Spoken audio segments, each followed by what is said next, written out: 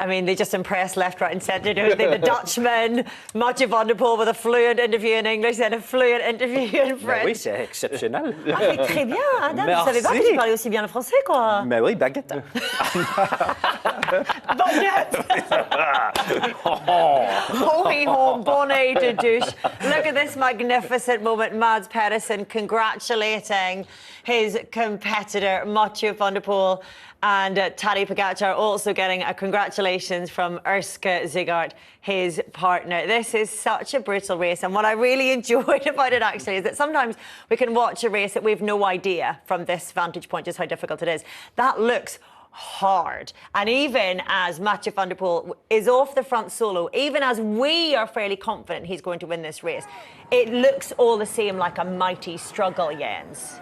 It was. I mean, for the last 50 kilometers, nobody even had the slightest smile on his face. They were all out and really giving everything, turning themselves inside out to win, to keep the second position, to fight for third position.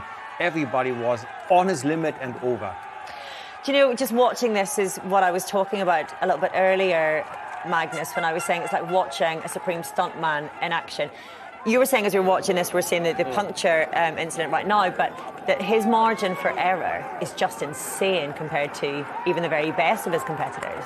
Yeah, I mean, his margin for error is completely different. Like what we deem a safety distance to, controlled margin of error, his is so close to the very, very edge of what is the laws of physics, and yeah, I don't think we can even comprehend what he's capable of doing on the bike. I love how he said he found his legs again, his good legs. He didn't leave them very far away, did he, Adam? I mean, I wish I had them good legs. Or the bad legs. You locked yours away. Or the bad legs, he would be good enough for me. Just one of his legs would be great. Oh, it's a joy to watch, and it's a joy to be able to witness these monuments in the way that we have. We've got to have a little look again at this crash, Jens, that ended essentially Tadej Pogačar's chances. And I felt like he looked close to maybe having a mistake, making a mistake a few times before this one. It is the fatigue that sets in after hours and hours of racing, and he also felt this is going to be maybe impossible to win, so he tried to use every advantage, taking risk, put the pressure and the risk on himself. Fortunately, it was a soft piece of grass there, so he didn't hurt himself too much. It took him a while to get back up, but yeah, he was just under the pressure from himself to win, and he felt, oh, this is slipping away, and that's why he started to take these risks. But I think as well, like, he's so powerful, so strong, he's able to ride so fast, and it is his first Paris-Roubaix. The skills of doing these cobblestone turns are different to what is cornering on the road. And it goes back to what I was saying before in commentary as well, that at some point there was always that you had to go through these races for a couple of years, earn your stripes, earn sort of be allowed to actually go in there and race for the win, because you had to know the course, you had to learn the course, you had to understand the bike race. And now, okay, like, he's obviously a phenomenal athlete, capable of being up there, but these little errors are the little things that he hasn't yet learned. And of course, if he comes back, he will have some experience in these things. It's scary to think that Tadej Pogačar still has anything to learn about bike racing. But explain to the amateur eye then, Adam, when Mathieu is so technically accurate, how did he end up on the grass as well?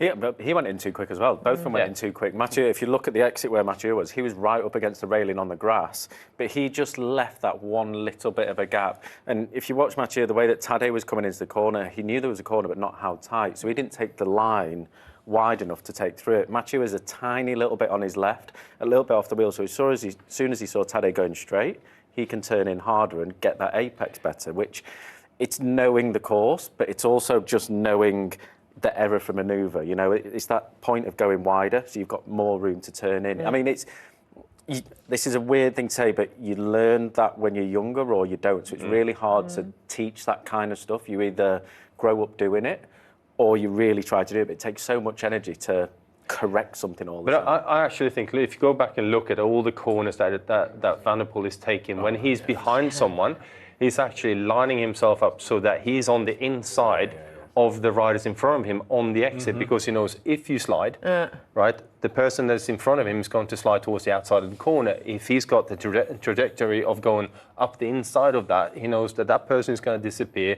I got clean road, I can just carry on. It's not his first rodeo, is it? Mathieu Apparently van der Poel. We thought, I guess, that Tadej Pogačar had avoided the consequences of bad luck already, or a mistake, whichever it might be, seeming to cramp up earlier in the race, Jens. That looked like it could have been quite disastrous for him. Yeah, this, I believe, is a key moment. I think he was desperate for that little bit of sugar and energy he got out of this little bottle he had. And he almost crushed himself. He was so desperate to probably called up the team, hey, I need sugar, I need food, I need refuel right now.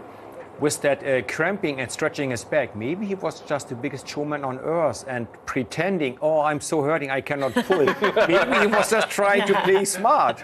Was it a fueling error then? What happened there, Adam? With the fueling, probably the fueling error, yeah. You know, I think the cobbles, even though the first, especially for Pogačar, I can imagine the first 50k of racing when you get onto the cobble section, you feel fine, you feel good, you feel good. You're in the wheels, it's okay, but it really takes it out of you more than what you think it does.